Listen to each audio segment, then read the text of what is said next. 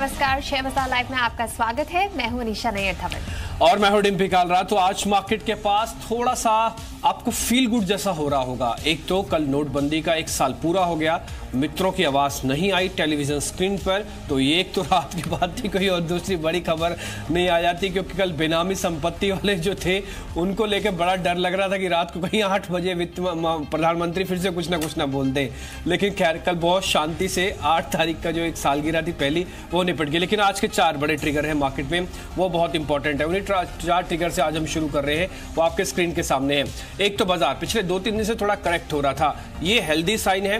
क्या और करेक्शन आएगी या फिर रुक जाएगा? क्योंकि 10,280 250 एक अहम सपोर्ट की तरह काम करेंगे। हमने रेजिस्टेंस भी सबसे पहले आपको नोटिस करवाया, अब सपोर्ट भी सबसे पहले आपको नोटिस करवा रहे हैं कि 10,250 बाजार के लिए अहम सपोर्ट है, ये नहीं टूटना चाहिए। दूसरा, जीएसटी की आज से बैठक शुरू हो रही है, ये 2 दिन की बैठक है। इस बैठक पे बाजार अगले 2 दिन पूरी तरह से रिएक्शन देगा, यानी कि बृहस्पतिवार और शुक्रवार का दिन इनका रिएक्शन का दिन होगा। टाटा मोटर्स के नतीजे और इसका असर देखने को मिलेगा आज मार्केट के अंदर। और इसके अलावा अरबिंदो फार्मा भी आज अपने नंबर उतार देगा। टाटा मोटर्स के नतीजे अहम है इस समय ऑटो की तस्वीर देखने के लिए। दूसरा, आज हिमाचल प्रदेश में वोट डाले जा रहे हैं और आज ये 68 सीटों पर आज ही एक ही दिन में वोटिंग कंप्लीट हो जाएगी हिमाचल प्रदेश में। फिलहाल कांग्रेस की सरकार है, लेकिन जो परिस्थितियां हैं, जो अलग अलग सब चीजें हैं, वो ये बताई जा रही हैं कि कहीं ना कहीं बीजेपी शायद लीड ले सकती है। हाँ, तो चुनाव इम्पोर्टेंट है, पर डिम्पी काफ़ी दिनों से हम बात करें वो जीएसटी काउंसिल मीटिंग की, और आज शुरू हो जाएगी। क्या सस्ता होगा, क्या महंगा होगा? महंगा तो लगता नहीं होगा। कौन सी कंपनीज बेनिफिट कर सकती है, उस सब के बारे में हम बात करेंगे। सबसे पहले नजर डाल लेते हैं अंतर्राष्ट्रीय बाजारों पर। अभी हम देख रहे हैं कि एसजीएक्स निफ्टी में बहुत मामूली सी बढ़त है। एशियाई मार्केट वैसे काफ़ी अच्छा कर रही है, निकाय पे 1% ऊपर है, आज 2% अब ऊपर हो गया। चाइनीज मार्केट्स में थोड़ी सी सुस्त शुरुआत, स्ट्रेट्स टाइम्स फ्लैट, और अभी यूएस मार्केट्स में देखा जाए तो वहाँ अच्छा क्लोज था, रिकॉर्ड हाई का क्लोज। पर जो सबसे ज़रूरी चीज़ हमारी मार्केट्स के लिए है वो है क्रूड ऑयल प्राइस। कल ओपेक ने अपना वर्ल्ड ऑयल आउटलुक दिया, पर क्रूड ऑयल प्राइस वहीं का वहीं थम गया, क्योंकि जो डेटा आया है वो चौंकाने वाला था। यूएस में जो क्रूड प्रोडक्शन है ऑल टाइम हाई, तो जो शेल प्रोडक्शन है जैसे ही प्राइस थोड़ा ऊपर होता है वो बढ़ जाती है। तो इससे यही संकेत लगा सकते हैं कि कोई रनवे रैली नहीं आने वाली क्रूड प्राइस में। $100 प्रति बैरल तक तो कभी नहीं जाएगा शायद, और ये एक रिलीफ होगा हमारे लिए डिम्पी, क्योंकि क्रूड ऑयल पे बहुत चिंता जताई जा रही थी। अब तो ये भी बात हो रही है कि वो सऊदी अरामको वाला जो आईपीओ आना है, $100 बिलियन आईपीओ, शायद वो भी ना जाए, क्योंकि सऊदी अरेबिया में हमने काफी क्रैकडाउन देखा है करप्शन का। तो अगर क्रूड की तरफ हमें थोड़ा सा आराम मिलेगा, करेंसी भी में स्टेबल हो सकती है, और हो सकता है कि हमारी मार्केट्स भी थम जाए। पर जो आप डेटा देखते हैं, जो आउटलुक देखते हैं, उससे क्या आपको लगता है कि मार्केट की गिरावट थक जाएगी? देखिए, उसमें कई सारी चीजें होती है। एक चीज तो आपने बता दी कि हाँ, क्रूड को लेकर अब ज्यादा उबाल दिख नहीं रहा है आपको। अब आप कुछ और इंपॉर्टेंट ट्रिगर्स भी देखते जाइए। हमने खैर पूरा एक दायरा ही खींच दिया आपके लिए ताकि आपको बहुत आसानी से समझ में आए। पहला, आज बाजार सीमित दायरे में रह सकता है, इसमें हम गैप अप और गैप डाउन वाला हिस्सा नहीं छोड़ रहे, ठीक है। वैसे भी आज होता नहीं है, पिछले 2 दिन से हो भी नहीं रहा। आज कंसोलिडेशन का दिन है, लेकिन पिछले 2 दिन में और आज के कंसोलिडेशन में एक फर्क होगा। आज हो सकता है बाजार अपने आप को रोके, तोड़े नहीं, और उसके बाद थोड़ा पुल बैक दिखाए। इसलिए आज बायस थोड़ा पॉजिटिव रखना है। आज का जो निफ्टी का सपोर्ट है वो 10,260 है, नहीं टूटना चाहिए। 360 तक बाजार पुल बैक के लिए आ सकता है। दूसरा, बैंक निफ्टी का डाटा देखिए, आज साप्ताहिक एक्सपायरी है बैंक निफ्टी की, तो इसके अंदर थोड़ा वॉलिटिलिटी रहेगी आपको। बैंक निफ्टी के अंदर सपोर्ट कहां पे है, ट्रेड कैसे मिलेगा, अब जरा वो लेवल्स भी देखिए। 25,250 मार्केट के लिए अहम सपोर्ट काम करेगा। चलेगा तो कहां तक आएगा? ये 25,450 तक आ सकता है। ये 200-250 पॉइंट की रेंज है जो आज आपको बैंक निफ्टी में देखने को मिलेगी। इस हिसाब से अपनी रणनीति को आप बनाइएगा। फार्मा, सरकारी कंपनियां, रियल एस्टेट की कंपनियां, इन पे आप ज्यादा फोकस कीजिएगा। कल उम्मीद थी कि बेनामी संपत्ति को लेकर प्रधानमंत्री कुछ बोलेंगे, लेकिन नहीं बोले, तो आज रियल एस्टेट कंपनीज कुछ चल सकती हैं। 10,200 की पुट आपको अच्छा प्लेस देके गई है। अब ये शायद पुट बेचने का भी समय आ गया जिन्होंने खरीदा है। 10,400 की कॉल, इस पे आप जरूर ध्यान रखिएगा। अगर बाजार के अंदर पुल बैक कहीं मिलता है तो ऊपर आएगा। तार, प्राइवेट वाली कंपनियां, बिजली बनाने वाली कंपनियां, उपकरण बनाने वाली कंपनियां आज फोकस में रहनी चाहिए, क्योंकि जीएसटी की बैठक में ये सबसे बड़ा रिलीफ इन पे आ रहा है। हालांकि हमको हमारे रिपोर्टर भी बता रहे थे कि करीब 50% ऐसी चीजें होंगी जो सस्ती होंगी, टैक्स का दर घट जाएगा। ये कुछ मुख्य बातें हैं जो हमने आपके सामने आज रखी है। सवाल पूछना है, अगर टूथपेस्ट या शेविंग क्रीम ज्यादा सस्ती हो जाएगी तो आप क्या दांत दिन में 4 बार ब्रश करेंगे और शेव दिन में 3 बार करेंगे? नहीं, बात उसकी नहीं है, बात उस प्रोडक्ट की है और उससे जुड़े हुए सेल्स की, बिक्री की है, उन कंपनीज की परफॉर्मेंस की है।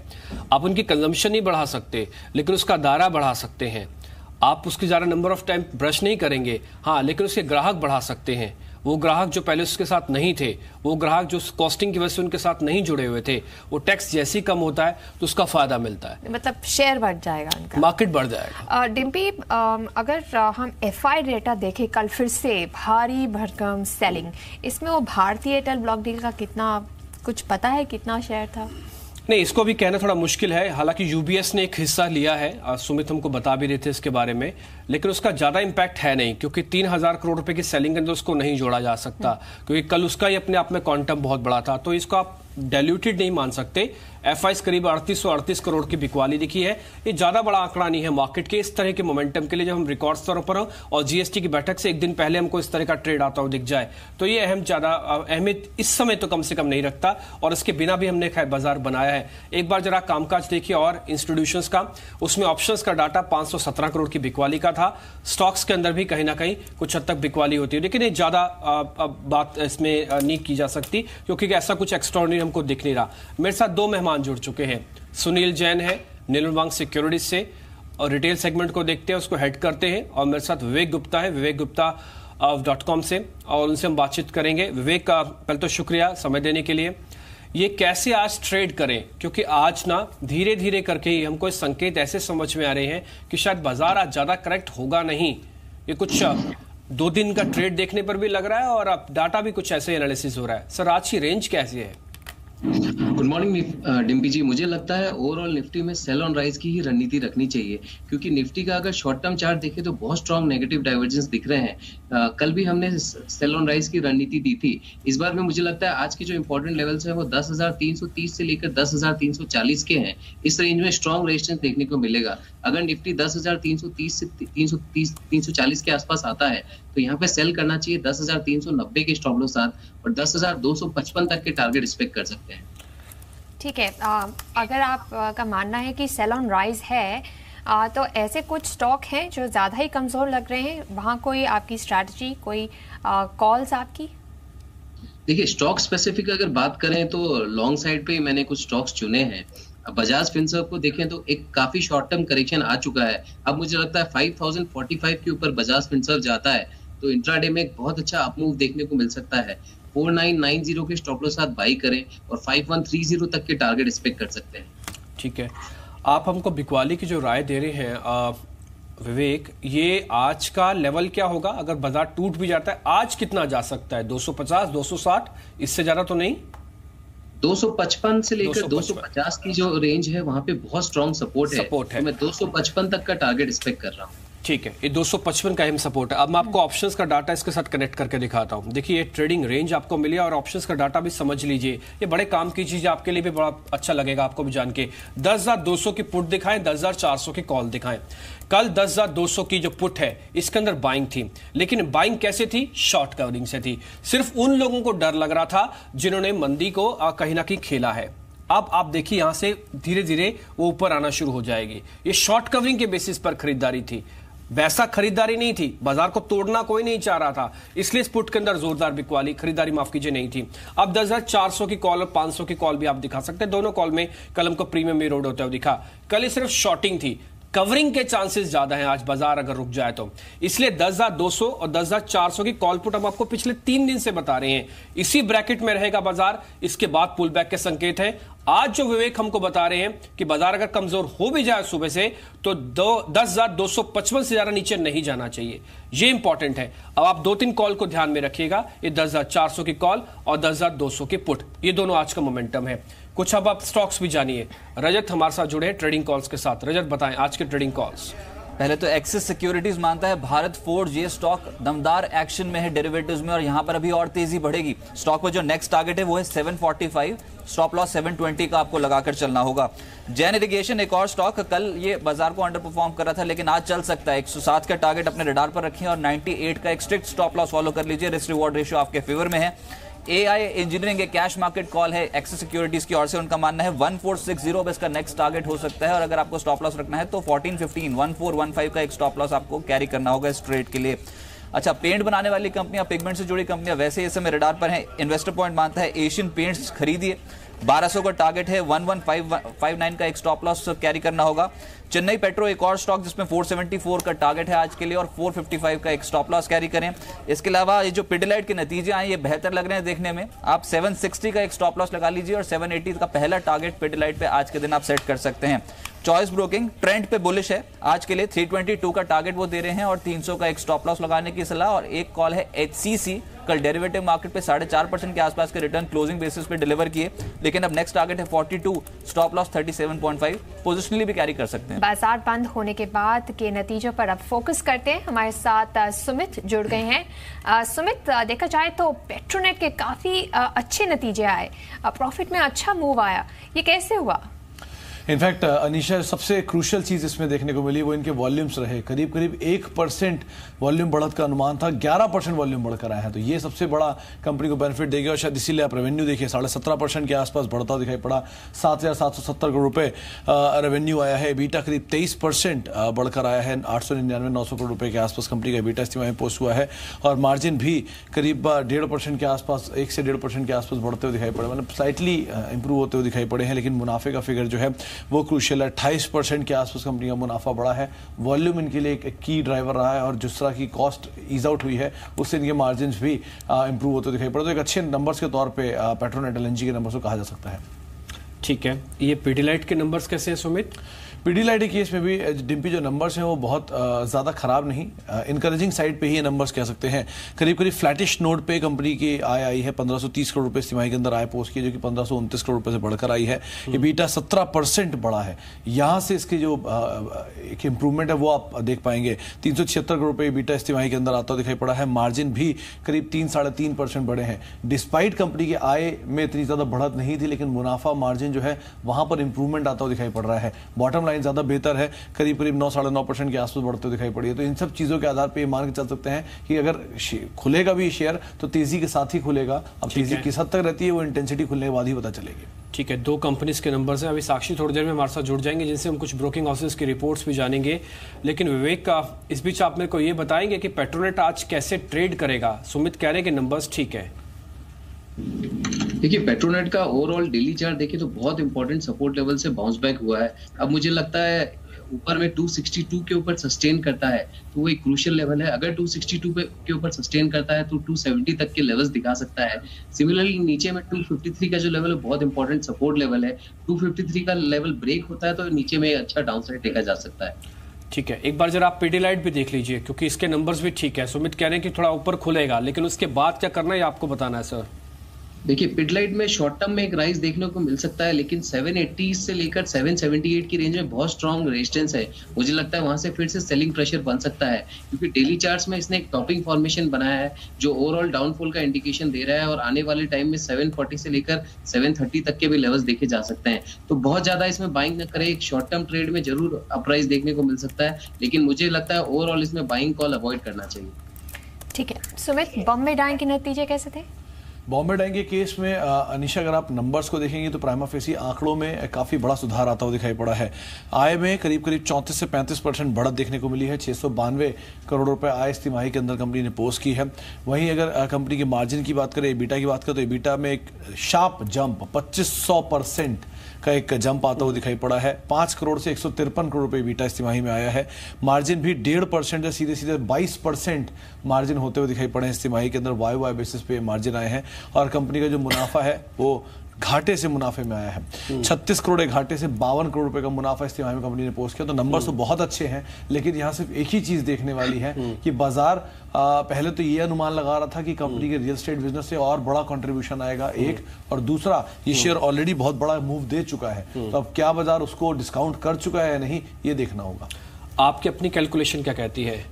डिम्पी, जिन सोर्सेज से हमारी बात हुई, जिन बड़े एनालिस्ट से हमारी बातचीत हुई, उनका ये मानना है कि हो सकता है बॉम्बे डाइंग में एक जंप आज नंबर्स के बाद देखने को मिले, और हो सकता है उन नंबर्स के बाद थोड़ी सी कूल ऑफ अगर ये होता है तो 160 रुपए तक भी आए, लेकिन वहां से लॉन्ग टर्म स्टोरी जो है वो बहुत इंटैक्ट है और शायद ये मल्टीफोल्ड 3 गुना तक बढ़ सकता है शेयर प्राइस यहां से। लंबी अवधि के लिए ठीक है, आज के लिए उतार चढ़ाव दोनों हिस्सा शायद बॉम्बे डाइंग में देखने को मिल सकता है। विवेक, आप भी जरा राय दीजिए, लेवल्स के हिसाब से मेरे को बताइए बॉम्बे डाइंग में आज के क्रिटिकल लेवल्स क्या हैं? देखिए, ओवरऑल एक बहुत बुलिश फ्लैग फॉर्मेशन बना रहा है बॉम्बे डाइंग। नीचे में अब जो 190 का लेवल है काफी इंपॉर्टेंट सपोर्ट लेवल है। मेरे हिसाब से 190 के लेवल के पहले एक अच्छा एक्यूमुलेशन होना चाहिए और बाउंस बैक आना चाहिए। तो ओवरऑल बुलिश है, 190 का लेवल काफी इंपॉर्टेंट सपोर्ट लेवल है, वो ब्रेक नहीं करता है तो बाइंग की ही रणनीति रखनी चाहिए। ठीक है, 190 का अहम सपोर्ट है, ये नहीं टूटना चाहिए और इसके बाद एक पुल बैक हमको उम्मीद है। जैसे सुमित भी हमको बता रहे थे कि पहले अच्छी खरीदारी आ सकती है, बाद में प्रॉफिट बुकिंग थोड़ी बहुत रह सकती है। सुमित, लेकिन नंबर्स बहुत सारे थे, जरा मेरे को आप समरी करके बताइए सारे नंबर्स। करीब शायद 12-13 नंबर्स आपके पास है, 3 तो आप बचा चुके हैं, सारे नंबर्स और बता दीजिए कैसे कैसे रहे हैं जरा। वो लंबी सूची है डिम्पी, मिड कैप में बहुत सारे नंबर्स आए हैं। अगर बात करें तो पेट्रोनेट पे बात हो गई, नंबर अच्छे हैं, बॉम्बे डाइंग अच्छे नंबर है, मुथूट फाइनेंस के नंबर्स भी अच्छे की साइड ही देखे जा रहे हैं, एक अच्छा आंकड़ा तो दिखाई पड़ रहा है, डिसबर्समेंट इंप्रूवमेंट है, और पीडीलाइट के नंबर्स में भी ठीक ठाक आंकड़ा आया है। वोल्टास अच्छे नंबर कंपनी ने पोस्ट किए हैं, मार्जिन फ्रंट पर भी इनफैक्ट जो एक्सपेक्टेशन उससे ज्यादा बेहतर नंबर आता हुआ दिखाई पड़ा है वोल्टास का, तो शायद आज ये भी परफॉर्म करता हुआ दिखाई पड़े। थर्मैक्स के नंबर वीक है, ऑर्डर एग्जीक्यूशन का पार्ट इनका थोड़ा सा कमजोर है। वेल्सपन इंडिया के नंबर्स में भी थोड़ा सा एक प्रेशर जरूर आता हुआ दिखाई पड़ा है, लेकिन इसमें बहुत एडजस्टमेंट भी है, पिछले तिमाही में एडजस्टमेंट था तो उसका भी एक इंपैक्ट रहेगा, तो इसको मार्केट कैसे रीड करता है ये क्रूशियल है। लेकिन इसके नंबर्स में प्राइमा फेसी कुछ गिरावट ही देखने को मिल रही है। वर्धमान टेक्सटाइल के नंबर्स में थोड़ा सा एक प्रेशर देखने को मिला है, तो हो सकता है यहां पर भी दबाव आए। इसके अलावा क्यूपिड, इसके नंबर्स में के साथ साथ कंपनी को एक ऑर्डर भी मिला है, वो ऑर्डर का इंपैक्ट और कंपनी ने पहली बार डिविडेंड दिया तो उसका इंपैक्ट आता हुआ दिखाई पड़ सकता है। इंगरसॉल लैंड के नंबर्स ठीक ठाक है, बहुत अच्छे नहीं है लेकिन ओके ओके नंबर है। जेके लक्ष्मी सीमेंट, इसके नंबर सीमेंट स्पेस में आमतौर पर अच्छे नंबर है, लेकिन इसके नंबर उतने अच्छे नहीं जितने बाकी प्लेयर्स के आते हुए दिखाई पड़े हैं। फ्यूचर कंज्यूमर के नंबर्स बेहतर साइड पे ले सकते हैं, कंपनी यहां पर भी जो इसका घाटा है वो बहुत स्टीपली कम हुआ है, तो हो सकता है यहां पर कुछ इंपैक्ट आता हुआ दिखाई पड़े। जीएसएफसी के नंबर से प्रेशर है और बालकृष्ण इंडस्ट्री के नंबर से भी कुछ प्रेशर देखने को मिला है। ठीक है सुमित, ये सब जानकारी देने के लिए बहुत बहुत शुक्रिया। हमारे साथ अब सुनील जैन भी जुड़ गए हैं। सुनील, हमने देखे सुमित हमें बता रहा था नतीजों के बारे में, आज के लिए जो नतीजे आए इनमें से कोई भी ऐसा शेयर जिस पे आप कोई स्ट्रैटेजी बनाएंगे आज के लिए? देखिए, आज के जो रिजल्ट आए हैं, माने कल इवनिंग में जो रिजल्ट आए हैं उनमें पीडीलाइट मुझे काफ़ी अच्छा लगा। अगर आप देखेंगे तो वॉल्यूम ग्रोथ भी उनका करीबन 12% आया है, जो हम लोग एक्सपेक्ट कर रहे थे करीबन 8 से 9% के आसपास, और उसमें फिर मार्जिन भी इम्प्रूवमेंट दिखाई दे रहा है। नो डाउट आपको सेल्स ओवरऑल इतनी ग्रोथ नहीं दिखाई दे रही है क्योंकि जीएसटी का कुछ इम्पैक्ट लग रहा है, because of taxation last year अलग था और इस बार कुछ अलग सिस्टम से है, तो सेल्स ग्रोथ में हो सकता है कि कुछ एडजस्टमेंट हो, बट ओवरऑल मार्जिन काफ़ी अच्छी सुधर के आई है, प्लस वॉल्यूम ग्रोथ अच्छा है। तो मुझे लगता है कि ये स्टॉक एक साथ में ये भी देखना होगा कि स्टॉक पहले चला हुआ कि नहीं चला हुआ है। अगर आप देखेंगे तो ये स्टॉक रिजल्ट के पहले नहीं चला हुआ है, तो उसके कारण ये एक अच्छी अपॉर्चुनिटी बनती है। मुझे लगता है कि ये स्टॉक एक अच्छा परफॉर्मेंस दे सकता है आज के दिन। ठीक है, तो आज पीडीलाइट पे ज़्यादा बुलिश दिख रहे हैं सुनील, और नंबर्स के बेसिस पर उनका ये कहना है कि इस शेयर पे एक बार ध्यान रखा जा सकता है। कुछ खबरों वाले शेयर्स भी हैं, अंचल मेरे सहयोगी भी हैं, जुड़ चुके हैं जो आपको बताएंगे आज के खबरों वाले शेयर्स। अंचल, बताएं आप। कई सारी खबरें, लेकिन शुरुआत पहले करते हैं आईपीओ से ही। आईपीओ मार्केट अभी भी हॉट है, और अगर बात करें आज जो आईपीओ चल रहा है उसकी, तो कहीं ना कहीं एक अच्छा परफॉर्मेंस देखने को मिला। ओवरऑल जिस तरह से नंबर्स रहे कल के सब्सक्रिप्शन में, एचडीएफसी लाइफ का आईपीओ है 1.17 गुना सब्सक्राइब हो चुका है और आज आखिरी दिन है। प्राइस बैंड 275 से 290 रुपीज़ पर शेयर के बीच में तय किया गया है, तो कहीं ना कहीं आज एक्शन और बढ़ता हुआ दिखेगा आपको यहाँ पे। दूसरी ओर भारतीय एयरटेल पे नजर रखिएगा। कल कारण था कि स्टेक बेचा जा रहा था, आज कारण है उस स्टेक को खरीदा गया है। मेरिल लिंच ने भारतीय एयरटेल में 2.29 करोड़ शेयर्स खरीदे हैं। कल जो ब्लॉक डील्स हुई तो उसमें बाइंग साइड पे मेरिल लिंच था, करीब 482.97 पर शेयर के भाव से ये हिस्सेदारी खरीदी गई है। साथ ही यूबीएस ने भी करीब 2.5 लाख शेयर 480 के भाव पे खरीदे। तो कहीं ना कहीं एक अच्छा इन्वेस्टर निकला जरूर भारती से, लेकिन एक अच्छा इन्वेस्टर मिला भी भारती को, तो उसका एक पॉजिटिव रिएक्शन आज वापस भारती में दिख सकता है। एक जो कल की शार्प फॉल थी उसको कहीं ना कहीं भारती आज वापस से बाउंस बैक दिखा सकता है। इंडियन होटल्स यहाँ नजर रखिएगा और साथ ही सभी टाटा कंपनियों पर नजर रखिएगा। इंडियन होटल्स पे नजर रखने का सबसे बड़ा कारण है टाटा सन्स ने कंपनी में हिस्सेदारी बढ़ाई है, 1.78% हिस्सेदारी बढ़ाई है कंपनी ने और अब हिस्सेदारी बढ़ाकर 29.79% की है। जो प्रमोटर है टाटा सन्स वो कई सारी कंपनियों में ऑलरेडी स्टिक बढ़ा चुके हैं, जो बची हुई कंपनी है वहां पे अब एक्शन और बिल्डअप होता हुआ दिखेगा इस उम्मीद में कि प्रमोटर हिस्सेदारी बढ़ा सकते हैं। दूसरी क्यूपेड पे नजर रखिएगा, दो ट्रिगर है। पहला तो रिजल्ट्स है ही डेफिनेटली ट्रिगर, लेकिन उसमें एक अच्छी चीज ये है पहली बारी कंपनी ने डिविडेंड दिया है, 2 रुपए प्रति शेयर का डिविडेंड दिया, वो एक पॉजिटिव इंपैक्ट होगा और कंपनी को ऑर्डर मिला है 24.13 करोड़ का ऑर्डर मिला है सेंट्रल मेडिकल से। और लास्टली सभी चाय कंपनियों पे डिम्पी आज फोकस रखिएगा और आज ही नहीं आने वाले 2 से 3 दिनों में चाय कंपनियों में काफी अच्छा ट्रैक्शन दिख सकता है। 2 अलग अलग ट्रिगर है। पहला तो आसाम में प्रोडक्शन घटा है हेवी बारिश के चलते, जिसने कहीं ना कहीं पिछले 1 महीने के अंदर जो चाय के दाम है वो ऑलमोस्ट 5 से 11% बढ़ गए हैं, उसका फायदा तो मिलेगा ही मिलेगा। और दूसरी ओर ग्लोबल स्केल पे कीनिया में प्रोडक्शन घट रहा है, वहां पे प्रोडक्शन कॉस्ट बढ़ रही है कंपनी की, जिसके चलते वो अपना प्रोडक्शन घटा रही हैं और इसका फायदा इंडियन कंपनीज को होगा क्योंकि कीनिया वर्ल्ड का सबसे बड़ा एक्सपोर्टर माना जाता है टी का, और अगर प्रोडक्शन कम होता है तो जो पहला पायदान है वहां से गिर जाएगा और भारतीय कंपनियों के लिए एक अच्छा अपॉर्चुनिटी क्रिएट हो सकती है इंटरनेशनल मार्केट्स में। आज संकेत ठीक है, सेक्स निफ्टी ठीक है, आपको जो ग्लोबल मार्केट्स है वो भी ठीक है, 10,080 के आसपास चल रहा है सेक्स निफ्टी, 10,350 है। और जब तक के संकेत हमको मिल रहे हैं, चाहे नंबर्स है चाहे वो जीएसटी की बैठक है, ये सब भी बाजार के लिए ठीक ही है, सब कुछ अच्छा ही हो रहा है। अब जरा ब्रोकिंग हाउसेस का रिपोर्ट्स भी आप नोट कर लीजिए, सिलसिलेवार तरीके से सारे डाटा हम आपके सामने रख रहे हैं, डिस्कस भी कर रहे हैं।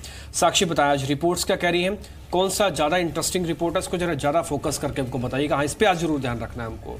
श्री सीमेंट पर सबसे पहले ध्यान रखते हैं क्योंकि दोनों रिपोर्ट्स हमारे पास जो आई हैं वो पॉजिटिव रिपोर्ट्स आई हैं। नोम्यूरा ने सबसे पहले यहाँ पर खरीदारी की राय दी है, 23,500 के टारगेट्स दे रहे हैं, नतीजे उनके हिसाब से अनुमान के मुताबिक रहे हैं। सीमेंट सेक्टर में श्री सीमेंट उनकी टॉप पिक है और कहीं ना कहीं उनका मानना है कि अब सीमेंट सेक्टर में एक सिक्लिकल अपटर्न की शुरुआत होते हुए नजर आ रही है। सेकेंड हाफ में अगर देखा जाए तो वॉल्यूम ग्रोथ में और बढ़ोतरी देखने को मिल सकती है, स्पेशली सरकार का जिस पूरे ही इंफ्रास्ट्रक्चर और सीमेंट बेस पर फोकस है उसके चलते हुए आगे जाते हुए अर्निंग्स में और भी इंप्रूवमेंट देखने को मिल सकता है। सीएलएसए की अगर बात करें तो आउट परफॉर्म की रेटिंग उन्होंने दी है, लक्ष्य ऊपर की तरफ रिवाइज किया है, न्यू लक्ष्य जो दिया है 19,500 का दिया है, नतीजे अनुमान से बेहतर रहे हैं। गोइंग फॉरवर्ड जो प्राइस हाइक होगा वो कहीं ना कहीं हायर पेटकोक प्राइसेस को ऑफसेट करते हुए नजर आएगा। इसके अलावा यूनाइटेड ब्रूरीज के ऊपर 2 रिपोर्ट्स है हमारे पास। कोटक सिक्योरिटीज की अगर बात करें तो यहां पर उन्होंने बिकवाली की सलाह दी है, लक्ष्य लेकिन 1138 का दिया है। मजबूत वॉल्यूम ग्रोथ है जो कि एक पॉजिटिव ट्रिगर देखने को मिला, नतीजों में मार्जिन्स बेहतर देखने को मिली।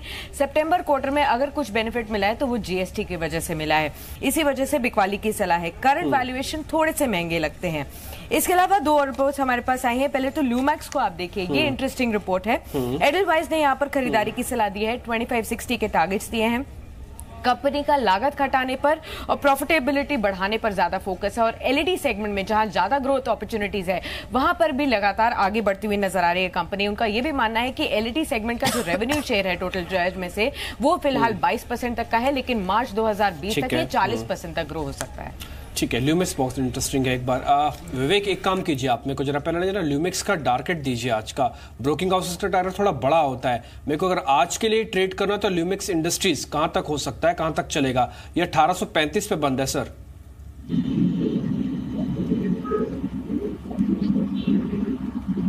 मुझे लगता है ल्यूमेक्स ओवरऑल काफी बुलिश है, बाई ऑन डिप्स की रणनीति रखनी चाहिए। अगर 1820 से लेकर 1825 की रेंज मिलती है तो वो फिर से एक अच्छी बाइंग रेंज होगी। ऊपर में 1880 तक के लेवल देखे जा सकते हैं, नीचे में 1799 का स्टॉप लॉस रखा जा सकता है। 1880 आज का इंपॉर्टेंट लेवल है ल्यूमेक्स, इस पे आप जरूर ध्यान रखिए। लेकिन अब बात जीएसटी की, आज सबसे बड़ा टॉपिक तो जीएसटी ही है, तो जीएसटी को लेकर अब हमारी एक कवरेज देखिए आप।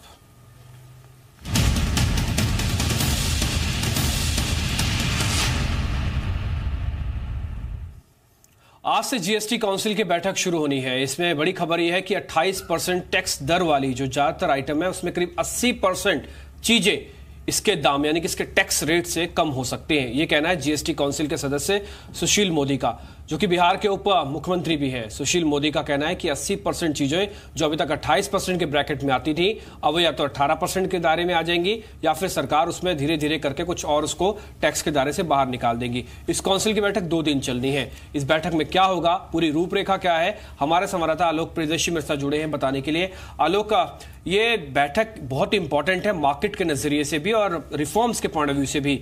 ये कैसी रूपरेखा होगी? 28% पे ही फोकस होगा?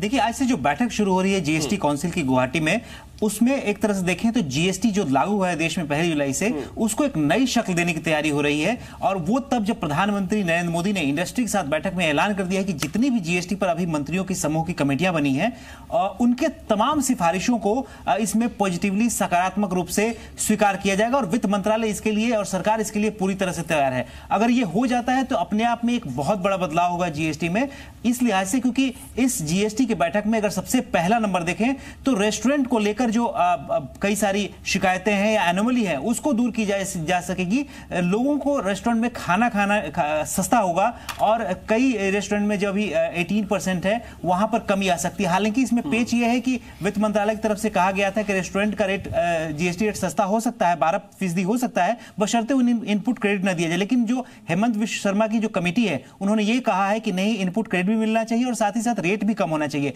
तो ये इस फ्रंट पे एक बड़ी राहत मिल सकती है। दूसरा है कि 28% स्लैब में जो तमाम रोजाना के इस्तेमाल की चीजें हैं, वहां पर सरकार बहुत ही सीरियसली विचार कर रही है कि इन तमाम चीजों को के स्लैब में कमी लाई जाए, यानी कि 28% से घटाकर इसको 18% में लाया जाए। क्योंकि इनिशियली जब जीएसटी का रेट तय हो रहा था, उस वक्त जो प्री जीएसटी रेट से उसी के हिसाब से उसको स्लैब में फिट किया गया था। लेकिन अब महसूस किया जा रहा है कि जो कॉमन यूज की वस्तुएं हैं और 28% में है, इसकी वजह से काफी लोगों में परेशानी है, नाराजगी है। इसी वजह से इसमें कमी की जा सकती है। इस जो लिस्ट है, मेरी जानकारी के मुताबिक जो हमें सूत्रों से जानकारी मिली है, ये लिस्ट काफी लंबी हो सकती है, लेकिन करीब 50 के करीब ऐसे आइटम है जिसमें बहुत ही सीरियसली विचार हो रहा है।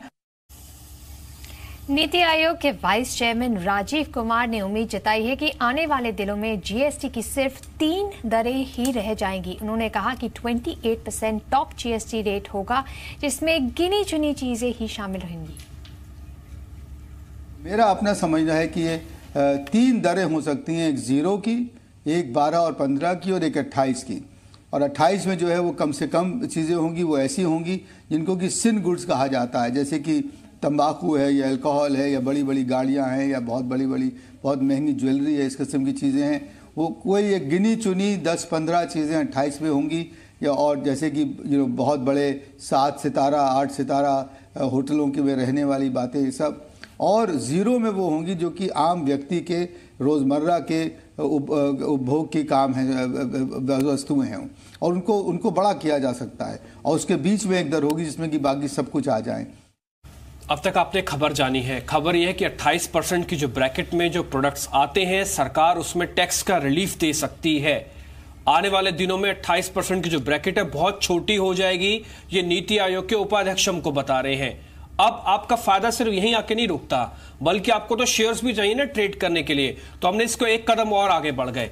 हमने ये एनालिसिस किया कि अगर 28% की दर में कुछ प्रोडक्ट बाहर आने वाले हैं तो वो कौन से प्रोडक्ट हैं, वो कौन सी कंपनीज है जो सीधा सीधा फायदे के सौदे में बन जाएंगी। संदीप मेरे सहयोगी हैं, अच्छी रिसर्च की है, कल रात से लगे हुए हैं। इनकी आंखें देख के आपको लग रहा होगा बहुत ज्यादा रिसर्च इन्होंने की है। संदीप बताएंगे जरा वो लिस्ट ऐसी कौन सी है जो कि इस बार 28% की ब्रैकेट से बाहर जा रही है। आपने चश्मा लगा रखा है, जरा बता दीजिए लोगों को दिखा के। देखिए आंखें खाली होगी। एक चीज डिम्पी, जो पूरी रिसर्च आप कह रहे हैं रात से हो रही है, जो जिसमें हमने इस्तेमाल नहीं किया रिसर्च करते, वो है सीलिंग फैन का। लेकिन उस पर जीएसटी की दर घट सकती है। आप ठंड बहुत हो रही है यहाँ पे, लेकिन सीलिंग फैन एक राहत की बात है। यहाँ पे जो जीएसटी की दर है ना वो कम हो सकती है। कुछ चुनिंदा कंज्यूमर ड्यूरेबल प्रोडक्ट्स हैं जहाँ पे हो सकता है कि ये जो फैसला है जीएसटी घटाने का वो आता हो। देखिए उसमें Bajaj electricals, Havells, Crompton Greaves, यही कुछ फैंस है जो कि आपके घर में भी लगे होंगे, मेरे घर में भी लगे हुए हैं।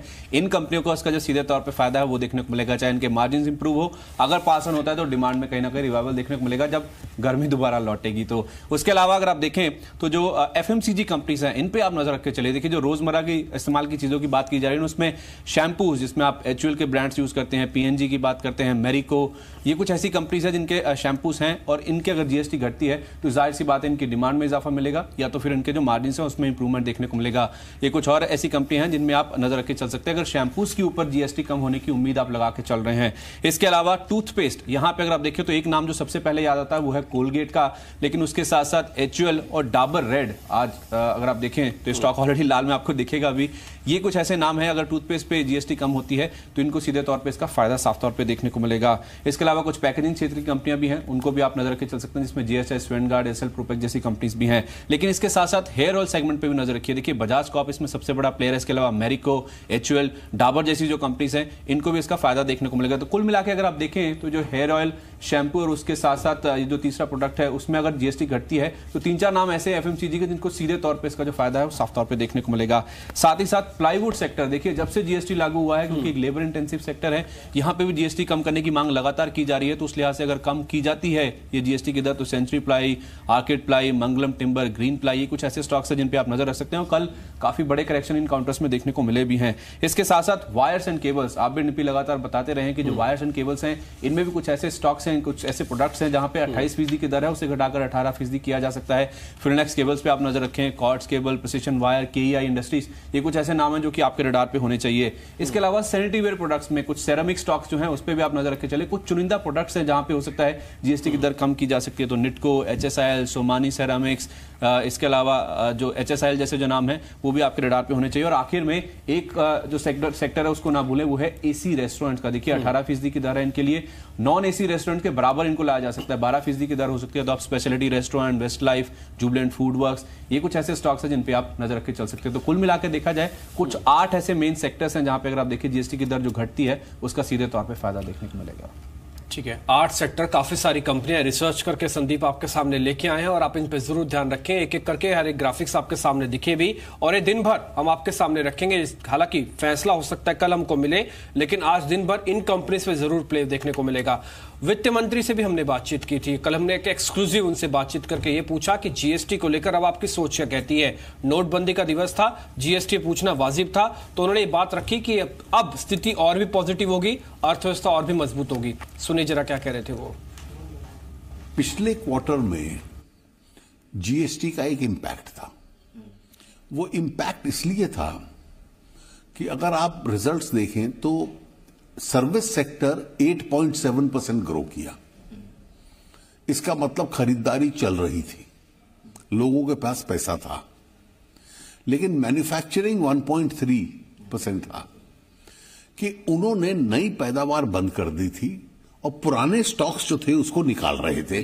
जीएसटी की जिसको डीस्टॉकिंग कहते हैं, ये डीस्टॉकिंग का असर था।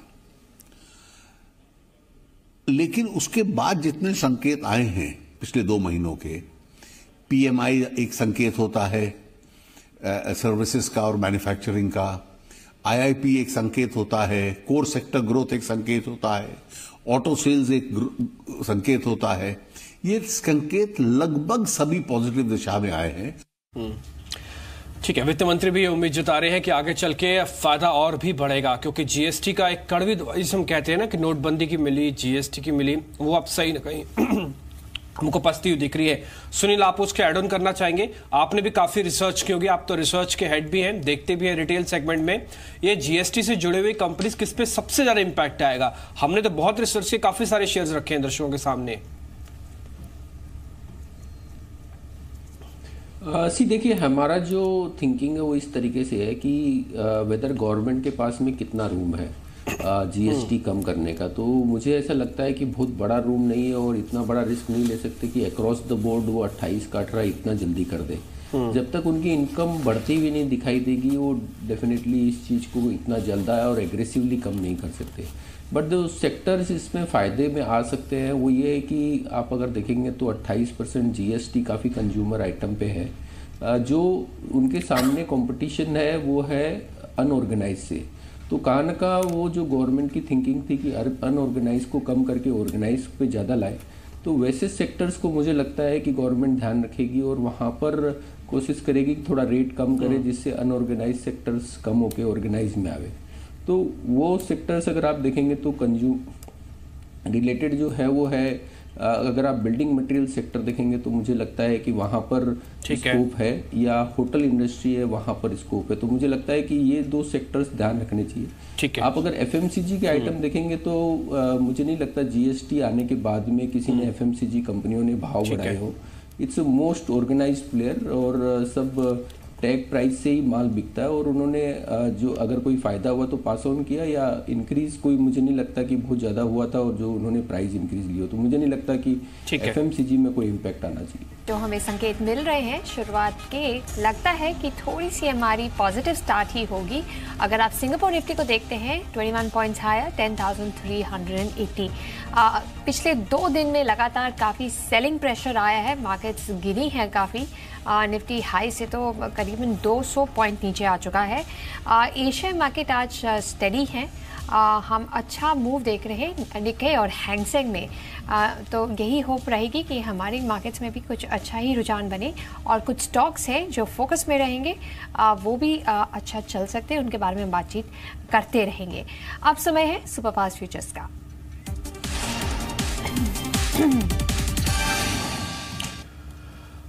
तो सुपरफास्ट फ्यूचर्स के अंदर हम ये कोशिश करते हैं कि कुछ F&O की बेहतरीन कॉल्स हम आपके सामने रखें। ये 6-7 कॉल्स ही होती हैं, लेकिन इनका मुनाफा 20,000 से ज्यादा का होता है। अच्छा, अब आपको मैं बैन वाले शेयर्स दिखा देता हूं। शुरुआत करने से पहले आपको पता होना चाहिए कि इन शेयर्स में हमको कामकाज नहीं करना है। ये F&O बैन के करीब 6 शेयर्स हैं, आपकी लिस्ट है आपके सामने। इनमें आज फ्यूचर्स मत लीजिएगा। अगर कोई भी एनालिस्ट या आपका वित्तीय सलाहकार आपको राय दे रहा है तो आप इसमें कैश में काम कीजिएगा। ये आज फ्यूचर्स में बैन है, पेनल्टी लग जाएगी अगर आप इसमें फ्यूचर्स में ट्रेड करेंगे। तो कामकाज होगा, वादा से नहीं होगा। अब आगे बढ़ते हैं। आशीष चतुर्मुता मेरे साथ जुड़ चुके हैं, जय ठक्कर मेरे साथ फोन लाइन पे जुड़े हैं उनसे बातचीत करने के लिए, और विवेक गुप्ता हमारे साथ बने हुए हैं बॉम्बे स्टूडियो से, और उनसे हम बातचीत करके भी समझ रहे हैं कि कैसे ट्रेड किया जा सकता है। आशीष, आपसे शुरुआत करते हैं सर। पहले तो शुक्रिया समय देने के लिए। आपके आज के सौदे कौन से हैं, कौन से ट्रेड हैं जिस पे हमको ज्यादा फोकस करना है आज सर? Good morning Dimpy. देखिए, सबसे पहला जो मेरा ट्रेड है वो है लॉन्ग टाटा एलेक्सी के अंदर में। स्टॉक को मैंने परसों के भी शो में रिकमेंड किया था और कल एक बहुत अच्छा अपमूव हमें देखने को मिला।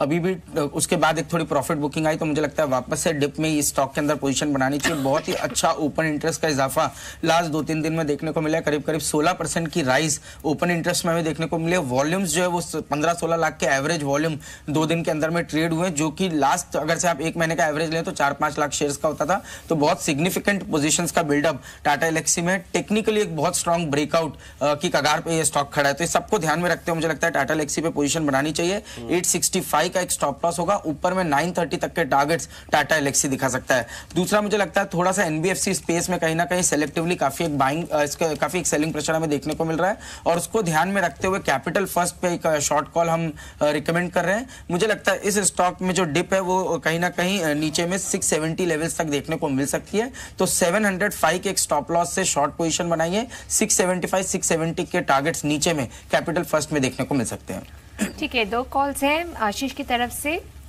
बाय टाटा एलेक्सी के लिए और सेल कैपिटल फर्स्ट के लिए। हमारे साथ जय ठक्कर भी जुड़ गए हैं फोन पर। जय नमस्कार, आप बताइए आपके कौन से हैं टॉप पिक्स F&O स्पेस में? Hi, good morning Anisha.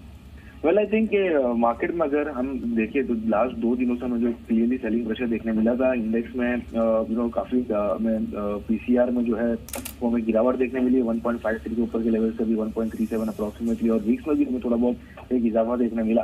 पर कहीं ना कहीं मुझे ऐसा लग रहा है कि जो हिसाब से 10,200 और 10,300 के पुट ऑप्शन में अच्छा खासा एक ओपन इंटरेस्ट बना हुआ है, कहीं ना कहीं मार्केट 10,200-250 के लेवल जब तक डिसिसिवली ब्रेक नहीं करता एक बाउंस बैक की उम्मीद है। मुझे ऐसा लग रहा है कि कल के ट्रेडिंग सेशन में जो हिसाब से अच्छा ओपन इंटरेस्ट बिल्डअप होते हुए देखने मिला हमें कजारिया सेरामिक्स में, मुझे लग रहा है कजारिया सेरामिक्स एक अच्छा बाय बनता है इस लेवल से। टेक्निकली भी अगर मैं देखता हूँ निशा, तो इसमें क्लियरली गार्ली चार्ट पे इंपल्स वेव बनी हुई है और उसके बाद एक 3 वेव करेक्टिव पैटर्न हमें देखने मिली है। तो कहीं ना कहीं मुझे ऐसा लगता है कि नीचे की तरफ इसमें 678 का एक स्टॉप लॉस लगाकर ऊपर की तरफ लगभग 720 से लेकर 23 तक के लेवल से हमें कजारिया सेरामिक्स में देखने मिल सकते हैं। एक शॉर्ट कॉल मेरा रहेगा टीवीएस मोटर्स में। यहाँ पे हमें शॉर्ट बिल्डअप होते हुए नजर आया और एक bearish head and shoulder pattern भी फॉर्म हुआ है। 667 के एक टारगेट रहेंगे, on the upside stop loss रहेगा 712 का। ठीक है, आज दोनों एनालिस्ट ने काम किया है, एक बाय दिया एक सेल दिया है, तो आज मैच टाई होता दिख रहा है अभी तक। तो 2 आपको बाय कॉल मिल चुके हैं, 2 सेल कॉल हैं। जो बाय कॉल है उसमें टाटा एलेक्सी है, कजारिया है, दोनों आपको ध्यान रखना है, बाय की है, और सेल की है टीवीएस मोटर एंड कैपिटल फर्स्ट। आशीष की तरफ से कैपिटल फर्स्ट है, जय की तरफ से टीवीएस मोटर है। विवेक आप बताएं आप कैसे ट्रेड करेंगे, आपकी कौन सी कॉल्स है? पहला कॉल मेरा बजाज फिनसर्व का होगा। ये सारे लेवल कॉल्स हैं। अगर 5045 के ऊपर बजाज फिनसर्व जाता है तो मैं 4990 के स्टॉप लॉस साथ इसे बाई करना चाहूंगा। 5130 का टारगेट होगा। दूसरा कॉल होगा कोल इंडिया पे। अगर 289 के ऊपर ये ट्रेड करता है तो 285 के स्टॉप लॉस साथ इसे बाई करें। 294 तक के टारगेट इसमें देखे जा सकते हैं। पिडलाइट बाई करें 771 के ऊपर, 762.50 के स्टॉप लॉस साथ 781 के टारगेट देखे जा सकते हैं। आईजीएल बाई कर सकते हैं 1575 के ऊपर, 1556.5 के स्टॉप लॉस साथ 1595 तक के टारगेट देखे जा सकते हैं। जुबिलेंट फूड में 1634 का लेवल काफी इंपॉर्टेंट है। अगर ये ब्रेक होता है तो 1607 के स्टॉप लॉस साथ बाई करें। 1664 तक के टारगेट देखे जा सकते हैं। विवेक आपने हमको 5 कॉल्स दी हैं आज ट्रेड करने के लिए। आपका कन्विक्शन 2 ऐसी कॉल जिसमें सबसे ज्यादा है वो बता दीजिए। और बजाज फिनसर्व मुझे बहुत स्ट्रांग लग रहा है। ये 5045 के ऊपर बाई करना चाहिए। दूसरा जो मुझे लग रहा है पिडलाइट, वो है सिर्फ आज के लिए शॉर्ट टर्म में मुझे लगता है अच्छा मोमेंट देखा जा सकता है, तो पिडलाइट को बाई करना चाहिए। ठीक है, पिडलाइट होगा और एक बजाज फिनसर्व होगा। ये 2 ज्यादा कन्विक्शन वाली कॉल्स है विवेक की तरफ से जो हमको दी गई है। तो आपके सामने सब कुछ ट्रेड आ ही चुका है। आज निफ्टी पॉजिटिव थोड़ा होके ट्रेड करेगा, एसजीएक्स निफ्टी ठीक है। ये कुछ एक ट्रेडिंग कॉल्स एफ&ओ की आपके सामने मिल चुके हैं। आप इसमें कैसे फायदा उठाएं ये आप जरूर देखिएगा। अपने वित्तीय सलाहकारों से अपने एक्सपोजर थोड़ा सा रखिएगा ध्यान, ज्यादा बड़े सौदे भी मत बनाइएगा। आज का दिन कम से कम और रुक जाइए एक बार। और चलिए अब घड़ी 00 हो गई ऊपर टुडे ट्रेड की, समय हो गया उसका। टुडे ट्रेड देखते हैं आप।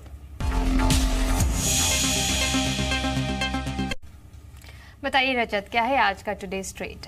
नेटवर्किंग सॉल्यूशन से जुड़ी जो कंपनी है डी-लिंक, इस पे आपको नजर रखना है। सबको पता है यहाँ पर कि जो कंपनी के जो नतीजे थे वो काफी शानदार थे। रजत कुछ ऑडियो की प्रॉब्लम है, मैं आपके पास वापस आ रहा हूं, लेकिन जो आप कंपनी हमको बता रही है जरा मैं वो बता देता हूं दर्शकों को। कल डी-लिंक आप ध्यान रखें, असल में कल डी-लिंक हमने 200 रुपए से कम वाली कैटेगरी के अंदर भी आपको बताया था। कल हमने 50 रुपया, 200 रुपया, 500 रुपए के हिसाब से आपको काफी सारे शेयर्स बताए थे। डी-लिंक पे ध्यान रखें, एक तो उसके दूसरी तिमाही के टर्न अराउंड नतीजे आने वाले हैं, ये आपके सामने अनुमान है, आपके से दिख रहा है। दूसरी एक और इंपॉर्टेंट चीज है डी-लिंक के साथ कि ग्रामीण भारत में जो इंटरनेट की फैसिलिटी है वो बहुत तेजी से बढ़ाई जा रही है। उसका जो डिजिटलकरण है, पेमेंट सिस्टम का मोड है, जो फाइनेंस का है, वित्त का है, वो बहुत तेजी से डिजिटलाइजेशन की तरफ बढ़ रहा है। उसका एक बड़ा बेनिफिट है डी-लिंक, इस पे आप ध्यान रख सकते हैं। रजत आपने जो एनालिसिस किया है उस हिसाब से टारगेट स्टॉप लॉस क्या बन रहा है? बिल्कुल टर्न अराउंड हो चुका है डिम्पी Q2 में, और ये सबसे बड़ा ट्रिगर जो था वो तो डिजिटल पेमेंट पुश जो सरकार कर रही है जीएसटी पेमेंट्स को लेकर, इंसेंटिवाइज कर सकते हैं मर्चेंट्स को, बायर्स को, सेलर्स को।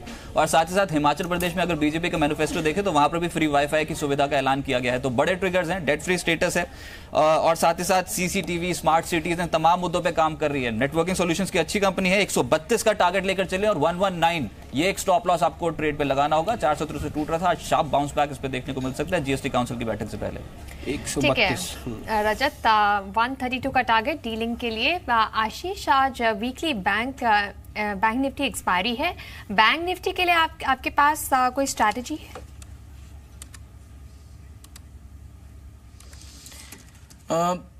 देखिए, बैंक निफ्टी में भी थोड़ा सा दबाव जरूर बना था, बट कहीं ना कहीं एक सपोर्ट के आसपास आया है। मुझे लगता है अब लेवल्स के ऊपर होगा कि किन लेवल्स को होल्ड करता है। अगर से बैंक निफ्टी फ्यूचर्स 25,240 के स्तरों को ब्रेक नहीं करते तो फिर ये एक अच्छा साइन होगा। मैं फ्यूचर्स की बात कर रहा हूँ तो 25,240 के लेवल अगर से ब्रेक नहीं करते तो शायद एक पुल बैक 25,420 तक हमें देखने को मिल सकता है, बट उसके लिए स्टॉप लॉस जो होगा वो 25,200 के नीचे का रखना होगा। ठीक है, 25,200 के आसपास का एक स्टॉप लॉस बन रहा है, इस पे ध्यान रखें। ये आज हमने आपको आउटलुक में भी रेंज दी थी कि मार्केट बैंक निफ्टी कम से कम इस रेंज के नीचे नहीं जाना चाहिए। आशीष भी वही बात आपके सामने वापस रख रहे हैं अपने एनालिसिस के साथ। एक छोटा सा ब्रेक के बाद इंडिकेटर टिक्स भी होंगे, साथ ही में हिट बट भी होंगे। आज कैसे ट्रेड करना है ये आप जान पाएंगे।